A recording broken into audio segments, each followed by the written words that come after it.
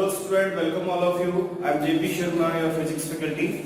So student, last दिन पे हमने डिस्कस किया था about the errors, and we know that there are three types of error in terms of mathematicals: absolute error, relative error, and percentage error. And we calculate these three errors in last examples. After that, we study about the combination of errors. So there are basically four types of mathematical operations: addition, multiplication, division, and subtraction. So we discuss about that what happened about the error when we multiply or divide two quantities, or add or subtract two quantities. So finally concluded that the absolute errors are added up when we add or subtract two quantities.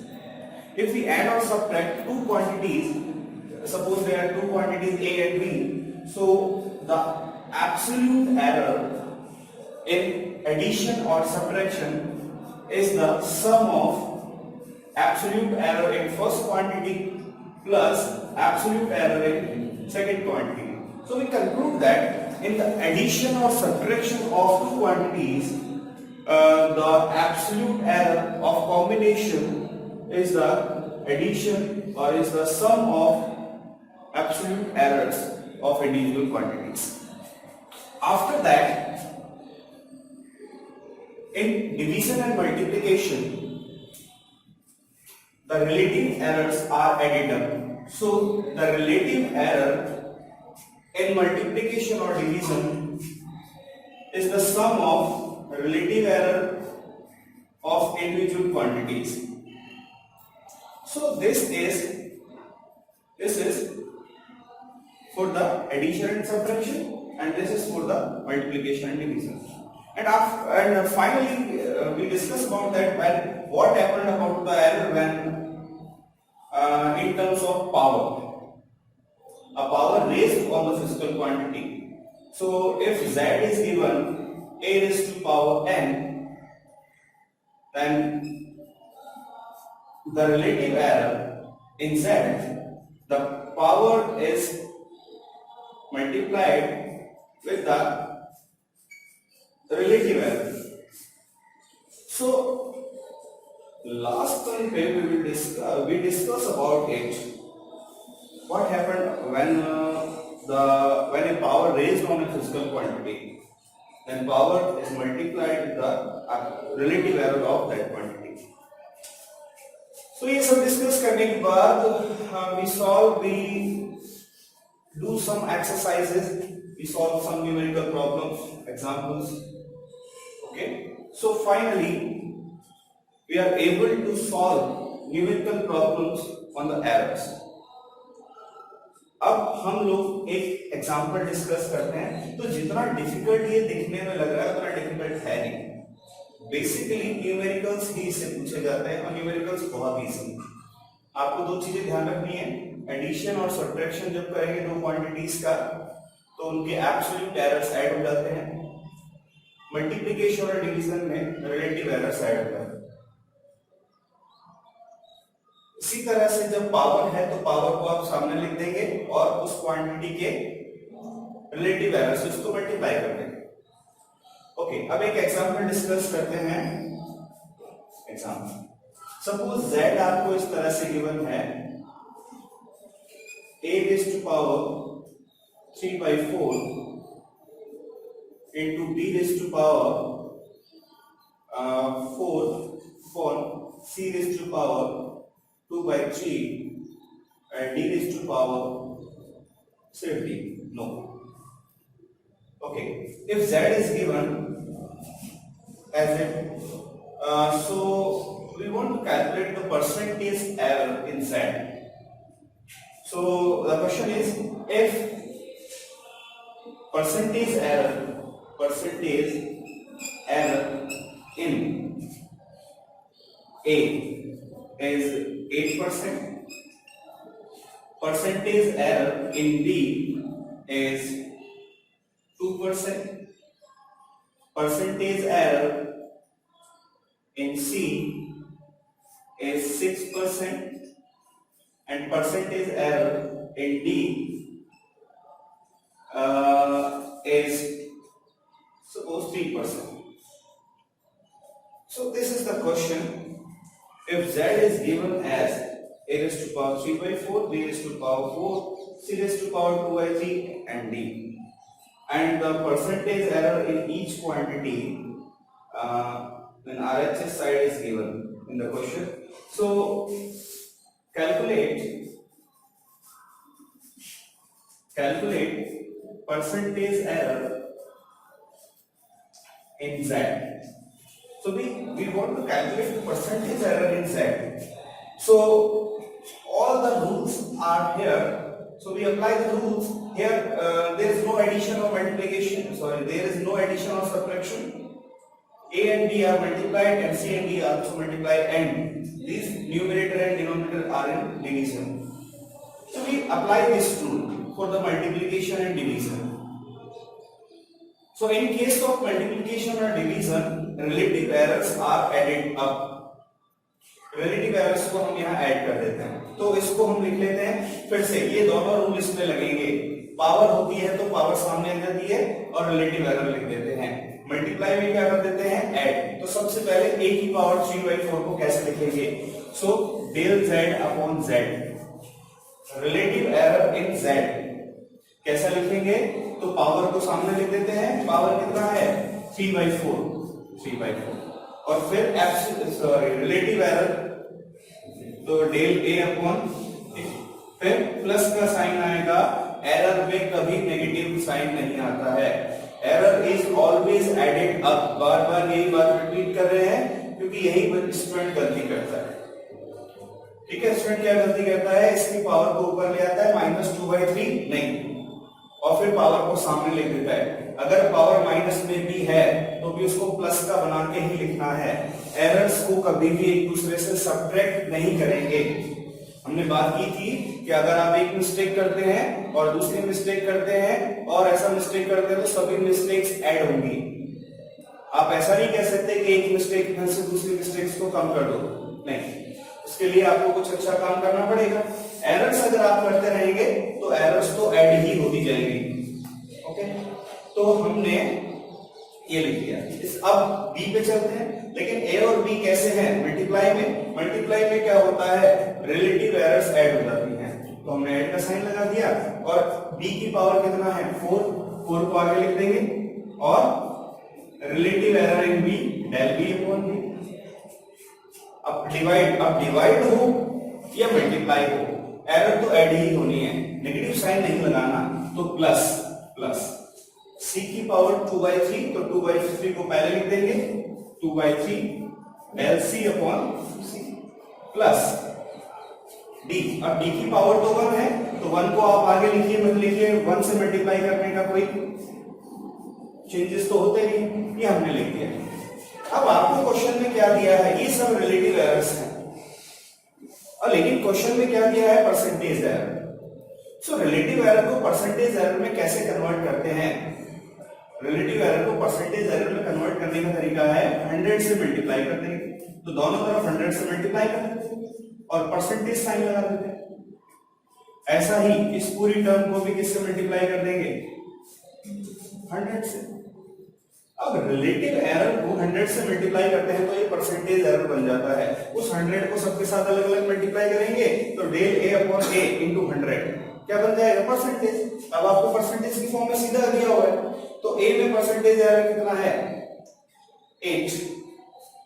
तो फिलहाल हम ये बताना चाह रहे हैं कि अगर रिलेटिव एरर्स आपके सामने आ गई है तो उसको आप परसेंटेज एरर की फॉर्म में डायरेक्टली लिख सकते हैं, क्योंकि इधर भी 100 कर देंगे, उधर भी 100 कर देंगे। अब सीधा हमें यहाँ से क्या मिल जाएगा?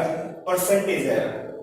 तो हमें a b c d इन सब का भी, तो 3/4 del a upon a into 100, मतलब परसेंटेज एरर इन a कितना दिया हुआ है? 8 यहाँ लिखते हैं, plus 4 percentage error in b 2 multiplied by 2 plus 2/3 percentage error in C, it is given 6. So 6 plus that D upon D, so percentage error in D, that is 3%. We solve this question, so it is cancelled by 2, it is also cancelled by 2. So 6 plus 8 plus 4 plus 3, 7, 8, 15, 21%. Finally ये भी किसमें आएगा?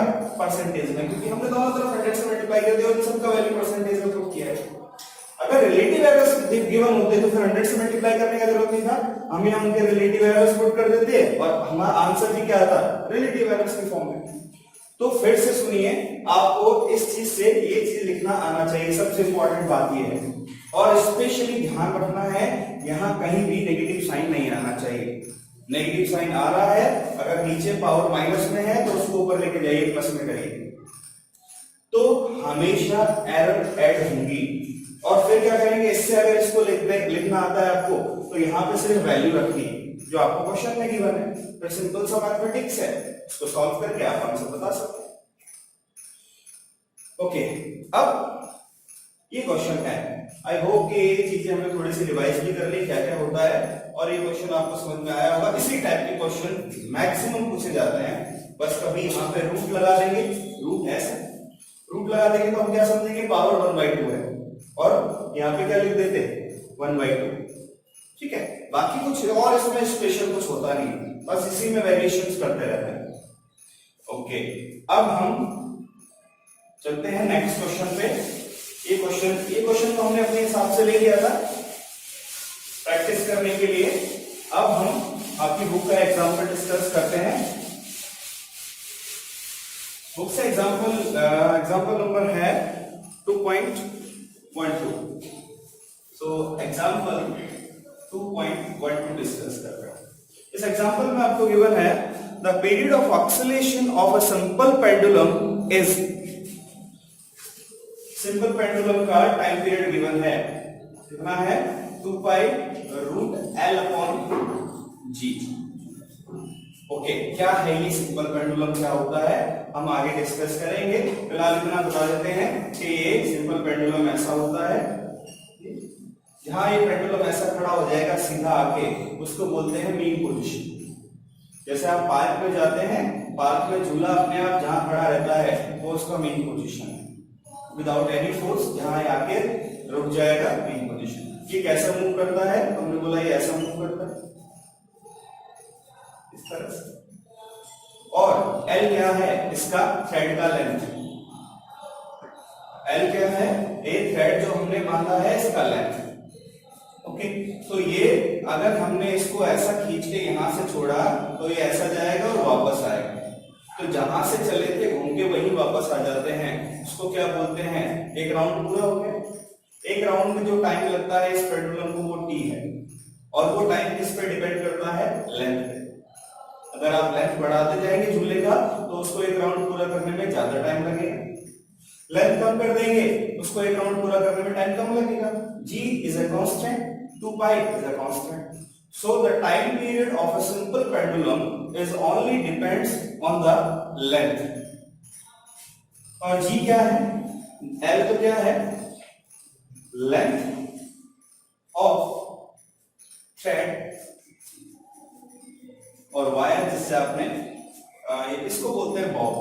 इसको क्या बोलते हैं, जो भी आपने पत्थर लटकाया है या कोई आयरन का बॉल लटकाया है उसको बॉब बोलते हैं। और ये जो थ्रेड है इसको थ्रेड या वायर से इसको एंड करते हैं। जी क्या है, acceleration due to gravity, acceleration due to gravity.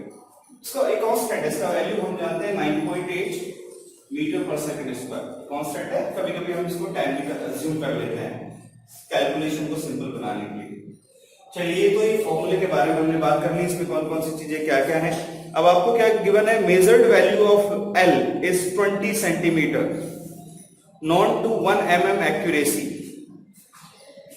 L का जो वैल्यू है वो 20 सेंटीमीटर है और इसमें 1 mm का एक्यूरेसी है। हम चाहते हैं mm को भी सेंटीमीटर में ही लिख लें ताकि प्लस माइनस करके एक्चुअल वैल्यू के साथ उसको लिखा जा सके। तो बताइए 1 mm में कितने सेंटीमीटर होते हैं?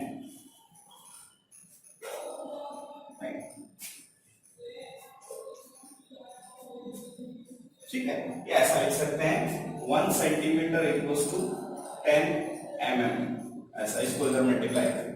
ठीक है, ऐसा होता है। 1 सेंटीमीटर में कितने mm होते हैं? क्योंकि दोनों को मीटर में कन्वर्ट करिए, मिली का मतलब होता है 10⁻³ मीटर और ये होता है 10⁻² मीटर। तो इसमें इधर क्या बचेगा? ठीक है, तो ये छोटा होता है कौन? mm छोटा होता है। तो 10 टाइम्स अगर mm को करेंगे तब जाके 1 सेंटीमीटर बनेगा। एक mm को अगर आप 10 से मल्टीप्लाई करेंगे तब जाके 1 सेंटीमीटर बनता है। ये रिलेशन ठीक है, ये रिलेशन भी ठीक है। तो हम क्या चाहते हैं? 1 mm को क्या लिखना चाहिए? तो 1 mm को सेंटीमीटर भी क्या लिखेंगे? 1/10। तो इसमें कितना एरर है? 1 mm मतलब 0.1 सेंटीमीटर। प्लस माइनस करके हमने उसमें एरर लिख दिया। इतनी एक्यूरेसी से हम उसको मेजर करते हैं। एक्यूरेसी का मतलब इतना उसमें टॉलरेट कर सकते हैं प्लस माइनस। फिर आपको गिवन है the time for 100 ऑक्सीलेशंस of the pendulum is found to be 90 second. 100 oscillation क्या होता है? जो एक राउंड पूरा करता है उसको एक ऑक्सीलेशन बोलते हैं। तो ये बोल रहा है 100 ऑक्सीलेशन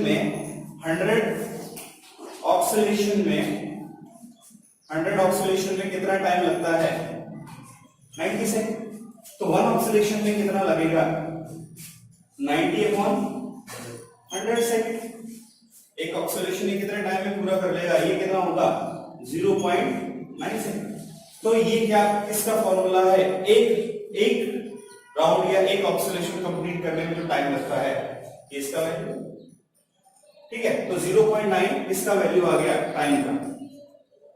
ठीक है, कितना वैल्यू आ गया? 0.9 सेकेंड।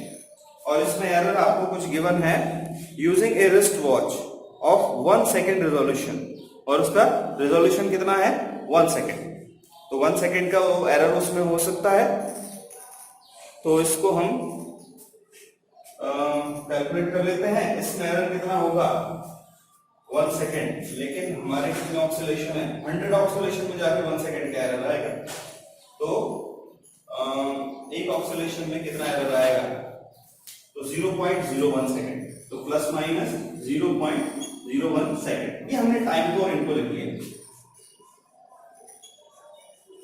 क्योंकि ये सब 100 ऑक्सीलेशन का दिया हुआ है। तो हमने इसको किस में कैलकुलेट कर लिया है? हमने इसमें किस में कैलकुलेट कर लिया है?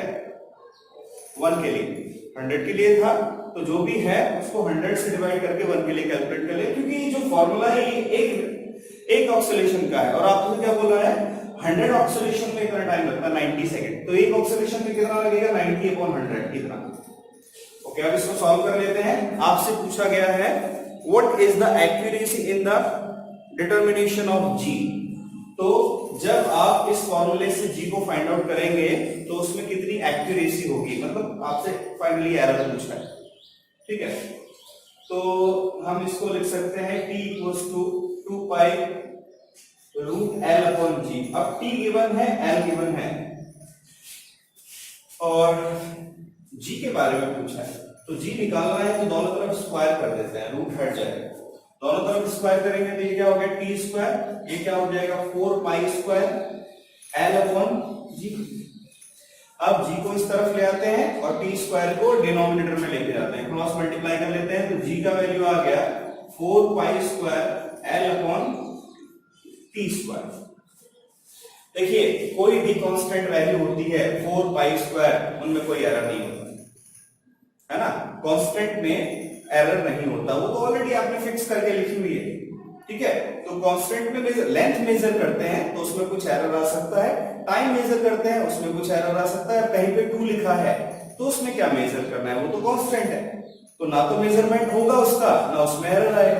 तो ये 4π² में कोई एरर नहीं आता, इसको हम एरर में इंक्लूड नहीं करते। तो जब दोनों तरफ एरर लिखेंगे तो इसको लिखेंगे del G/G।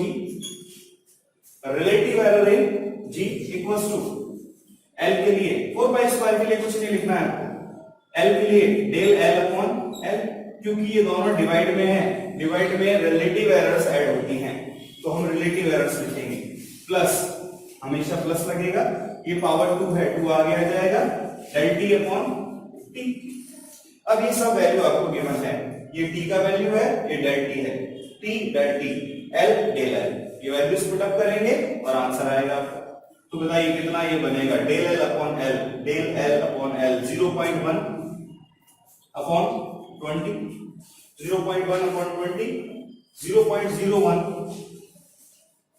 सॉरी प्लस 2 और आएगा पहले, और 0.01 अपॉन 0.9, 0.9 इसको आप सॉल्व करेंगे और यहां से आपके पास किसका वैल्यू आएगा, रिलेटिव एरर है जी, और ये वैल्यू आपके पास आता है 0.027, 0.027।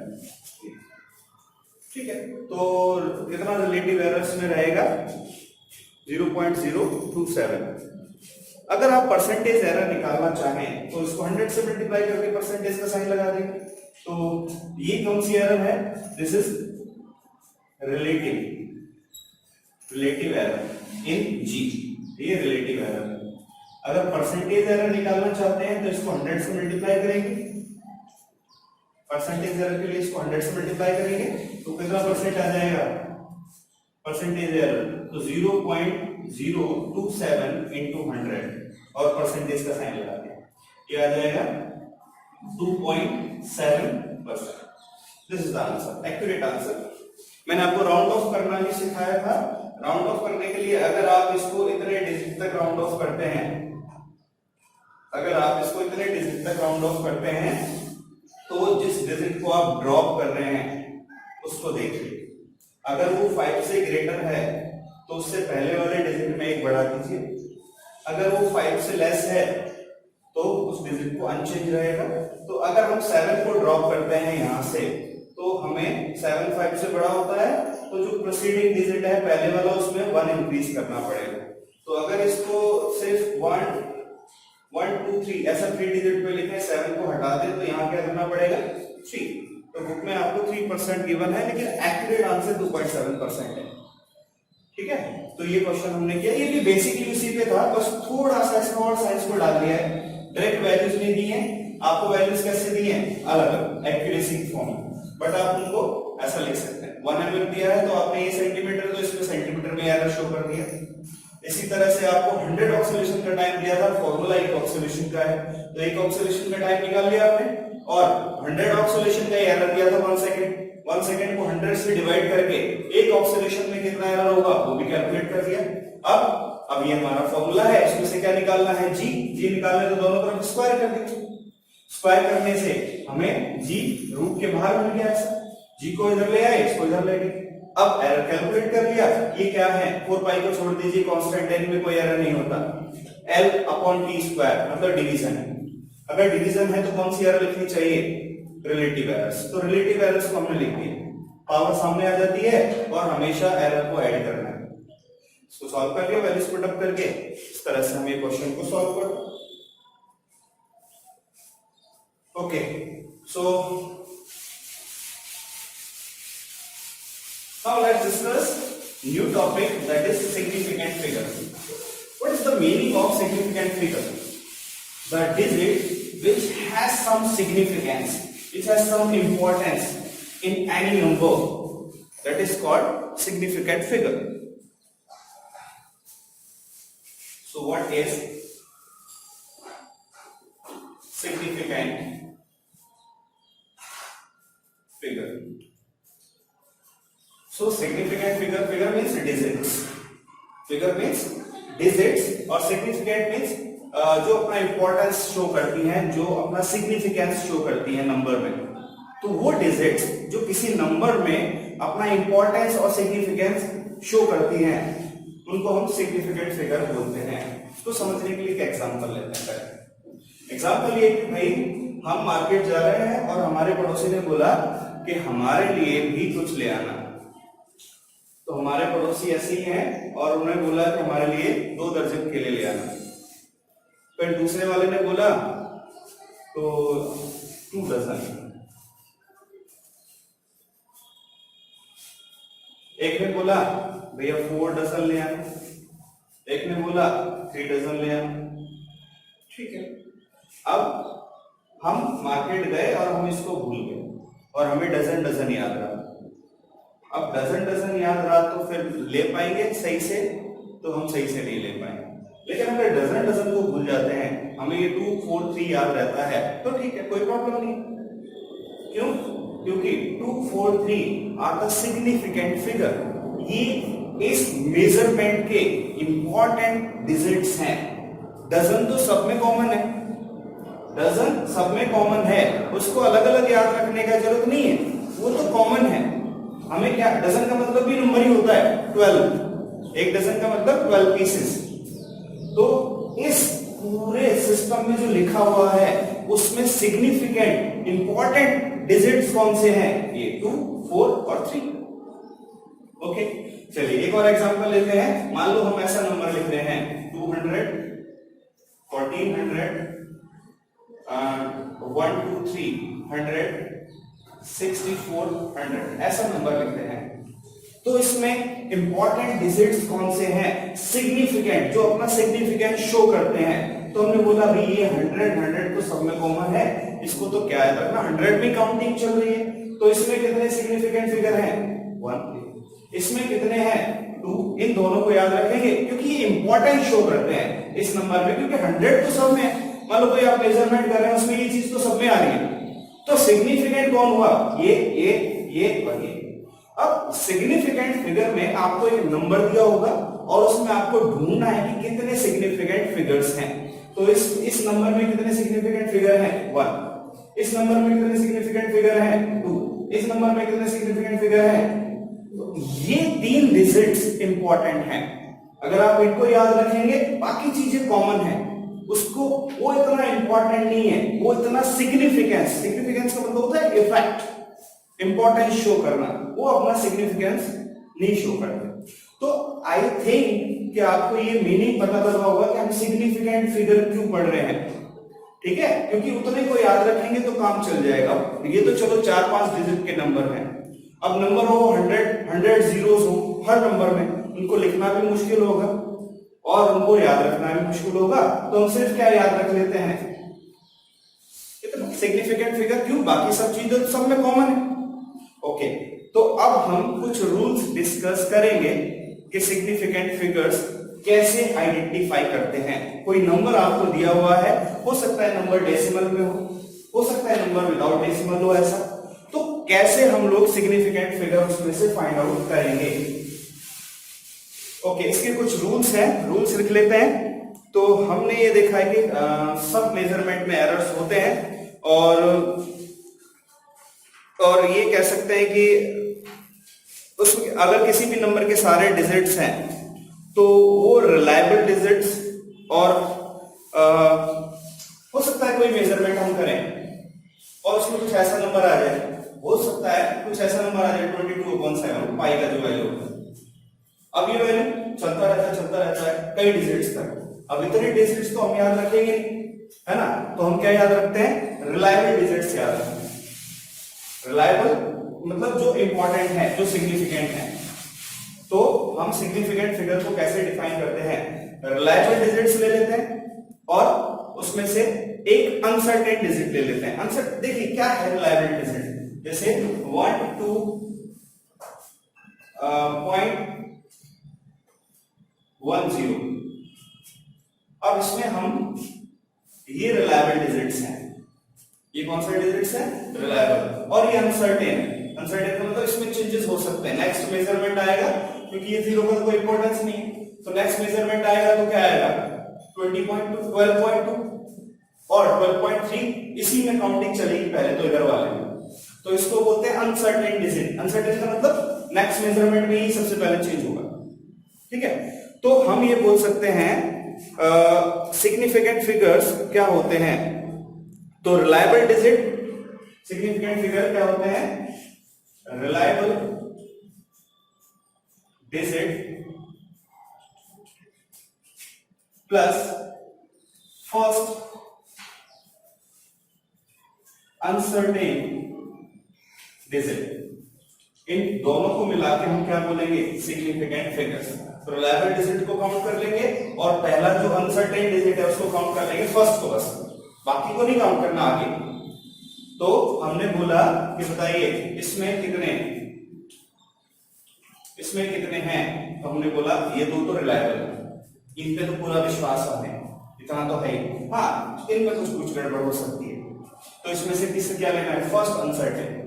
तो कितने सिग्निफिकेंट फिगर, आगे कैलकुलेशन करेंगे हम लोग, ठीक है। तो इसमें तो देखो, इसमें तो कौन से रिलायबल, ये भी रिलायबल है और ये भी रिलायबल है, ये अनसर्टेन, ये कैसा है, अनसर्टेन, क्योंकि चेंजेस तो इसमें होंगे ना। तो reliable digits plus one uncertain digit, तो 1 2 3 4 तो रिलायबल हो गए, ये 4 तो क्या हो गए, रिलायबल डिजिट, और ये क्या है, अनसर्टेन। तो total number of significant figure क्या होते हैं, रिलायबल डिजिट और अनसर्टेन डिजिट। कितने रिलायबल डिजिट, 1 2 3 4 और एक अनसर्टेन लेना है बस, कितना हो गया। तो इसमें कितने सिग्निफिकेंट फिगर है, 5। इसमें कितने सिग्निफिकेंट फिगर है, 5। बस आपको काउंट करना है कि कितने नंबर सिग्निफिकेंट हैं, इतना ही, और कुछ इसमें करना नहीं, ठीक है। तो इसके कुछ रूल्स हैं, रूल्स लिख लेते हैं। और रूल्स में हमने ये इसका डेफिनेशन हो गया, reliable digit plus first uncertain digits known as significant figure. So अगर हम एक एग्जांपल लें, जैसे हमने यहां लिया है 1.62, एक एग्जांपल है बुक में, 1.62 में 1 और 6 तो रिलायबल है और 2 अनसर्टेन डिजिट है। तो reliable digit plus uncertain digit कितने इसमें सिग्निफिकेंट फिगर है, 3, ठीक है। तो इस तरह से हम लोग कैलकुलेट कर सकते हैं। अच्छा, अब इसमें रूल्स पहले लिखते हैं। Rules to calculate significant figure. Easy है, आप आसानी से बता पाएंगे।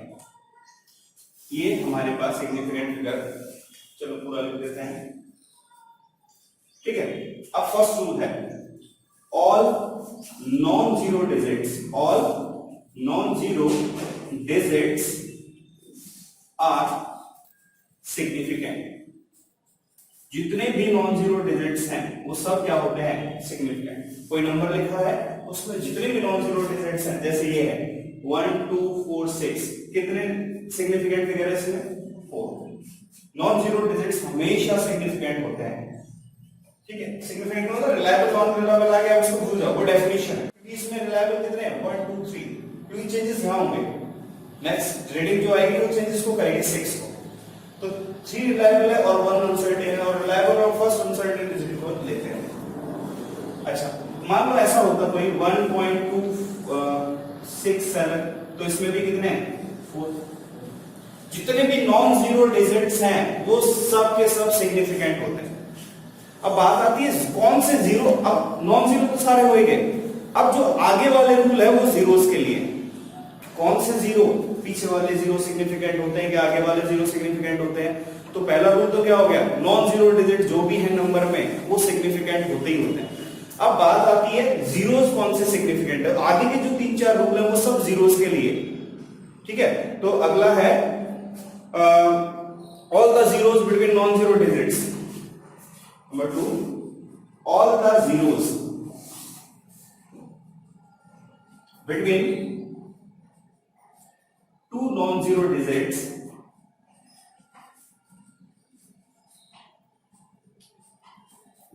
are significant।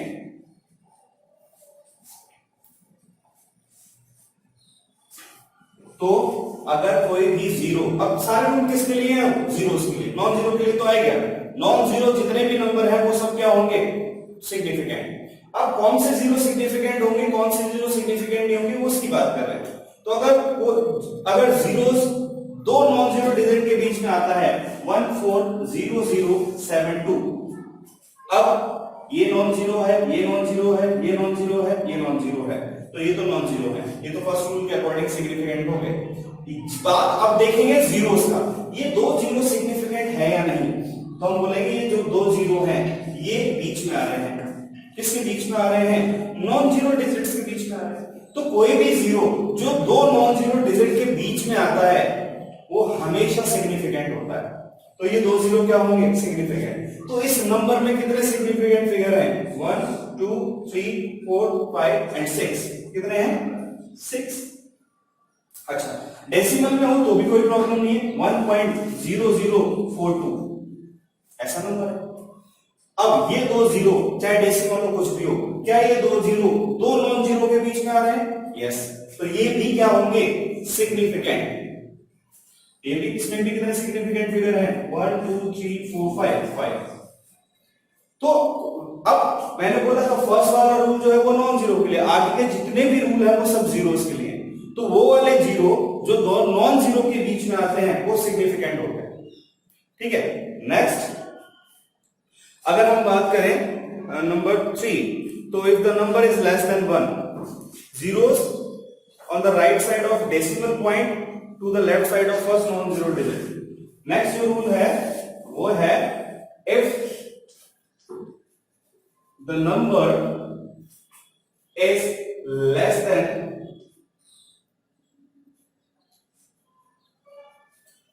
1, अगर नंबर 1 से छोटा है तो डेसिमल के बाद 1 से छोटा है तो कैसा नंबर होता है?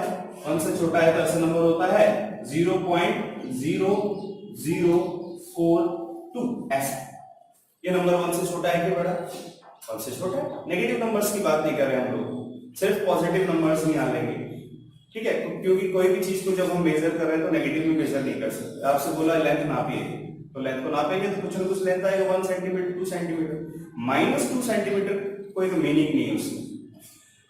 तो मान लो आपने कोई मेजरमेंट किया, ऐसा नंबर आया, तो आपका ये जो रूल है, रूल नंबर 3, ये रूल नंबर 3 क्या बोलता है? अगर नंबर 1 से छोटा है तो डेसिमल के बाद वाले जो जीरोस होते हैं और फर्स्ट नॉन जीरो डिजिट से पहले जो जीरो होते हैं, डेसिमल के बाद और नॉन जीरो से पहले, ये सिग्निफिकेंट नहीं होते, ये सिग्निफिकेंट नहीं होते। तो ये जो दो जीरो हैं ये सिग्निफिकेंट नहीं होंगे, ये तो सिग्निफिकेंट होता ही नहीं, इसको तो काउंट ही नहीं करना है, ये वाला जीरो तो होता ही नहीं। तो इसमें कितने सिग्निफिकेंट फिगर हैं? 2। ये सिग्निफिकेंट नहीं है, ये नहीं है, ये भी नहीं है, सिर्फ कितने हैं? 1 और 2। ठीक है, क्योंकि ये दो ही अपना इंपॉर्टेंस दिखाएंगे, आगे काउंटिंग चलेगी तो इनमें चेंजेस होंगे ज्यादा, है ना। ये तो सब में कॉमन रहेगा 0.00। तो इसमें कितने सिग्निफिकेंट फिगर हैं? 2। तो ये रूल क्या है? If the number is less than 1 then zeros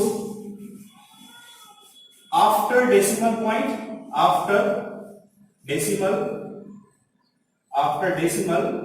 and before first non-zero digit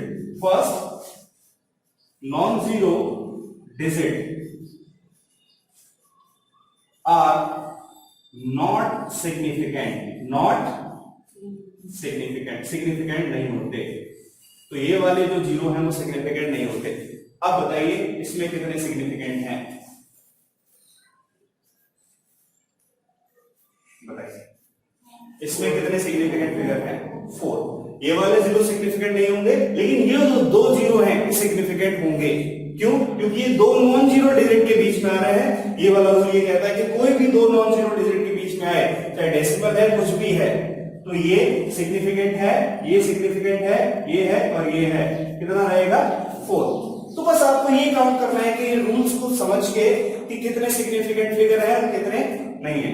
number 4, अगर बाद वाले जीरो हो, नंबर लेस देन 1 है, नंबर इज लेस देन 1 और जो ट्रेलिंग जीरोस हैं, ट्रेलिंग का मतलब टेल में जो जीरो होते हैं लास्ट में, जैसे अगर मैं बोलूं 0.07200, ये वाले दो जीरो की बात कर रहा हूं मैं, लास्ट वाले, जिनके बाद में कोई और दूसरा नॉन जीरो नंबर नहीं।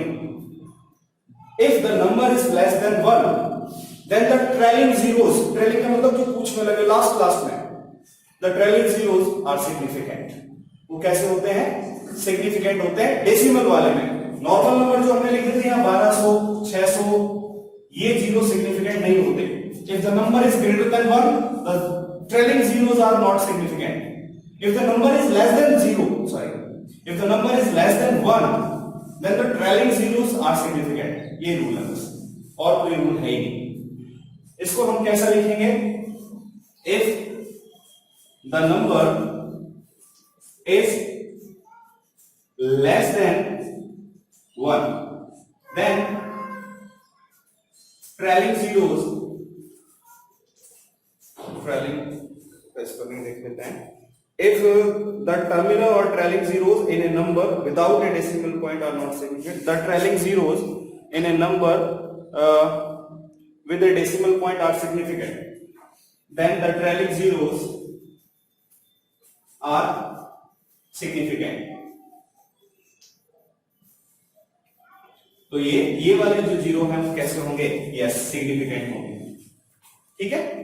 और अगर नंबर ग्रेटर देन 1 है विदाउट डेसिमल पॉइंट है, डेसिमल पॉइंट है ही नहीं, ग्रेटर देन 1 की बात छोड़िए, number 5, if a number without a decimal point then the trailing zeros are not significant. ये वाला जो सिग्निफिकेंट है, और ये 1200 600 जिसमें डेसिमल पॉइंट नहीं है, उसमें लास्ट वाले जो जीरो है वो कैसे रहेंगे? सिग्निफिकेंट नहीं होंगे। ये एग्जांपल में हमने देखा था ये जीरो का सिग्निफिकेंस नहीं होता, ये तो सब में कॉमन है। अच्छा, तो ये ही रूल है बस, इसके अलावा कुछ और खास रूल्स नहीं है। मतलब खास क्या, यही रूल है और रूल है ही नहीं। ठीक है, तो ये वाला और लिख लेते हैं। The trailing zeros in A number, the trailing zeros in a number without decimal point are not significant,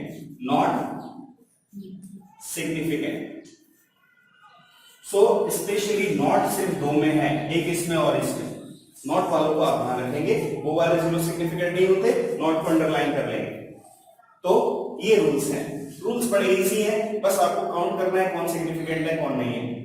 ठीक है, इसका एग्जांपल देख लेते हैं। इसका एग्जांपल है सपोज 1 2 3 0 0। कितने सिग्निफिकेंट फिगर है? 3। पहला, सभी नॉन जीरो डिजिट सिग्निफिकेंट होते हैं। सेकंड, अगर कोई, अब बाकी के रूल जीरोस के लिए, पहला रूल किसके लिए? नॉन जीरो के लिए, बाकी सारे रूल किसके? जीरो के लिए। अगर जीरोस दो नॉन जीरो डिजिट के बीच में है, चाहे डेसिमल है या ना, डेसिमल है तो भी, डेसिमल नहीं है तो भी, अगर जीरोस दो नॉन जीरो डिजिट्स के बीच में आ रहा है, सिग्निफिकेंट होंगे। अगर नंबर 1 से लेस है, डेसिमल में नंबर है, 1 से लेस है मतलब यहां जीरो ही रहेगा हमेशा। 1 से लेस, अगर यहां 1 आ गया तो 1 से बड़ा ही हो गया नंबर। तो अगर नंबर 1 से लेस है तो डेसिमल के बाद और फर्स्ट नॉन जीरो डिजिट से पहले जो भी जीरो होते हैं वो सब सिग्निफिकेंट होते हैं, सिग्निफिकेंट होते हैं। ये सिग्निफिकेंट नहीं होते, सॉरी, ये वाले सिग्निफिकेंट नहीं होते। जो लास्ट वाले जीरोस हैं डेसिमल पॉइंट में, ट्रेलिंग जीरोस जिनको बोलते हैं, वो सिग्निफिकेंट होते हैं। अगर नंबर विदाउट डेसिमल पॉइंट है तो ट्रेलिंग जीरो सिग्निफिकेंट नहीं होते। तो ये रूल्स हैं, आई थिंक 5 रूल्स हैं और बड़े इजी हैं। आप किसी भी नंबर को जज करके बता सकते हैं। तो अभी आप बताएंगे 1.0723700। बताइए कितने सिग्निफिकेंट फिगर हैं? कितने सिग्निफिकेंट फिगर होने चाहिए? 6। 1 2 3 4 5 6 7 8।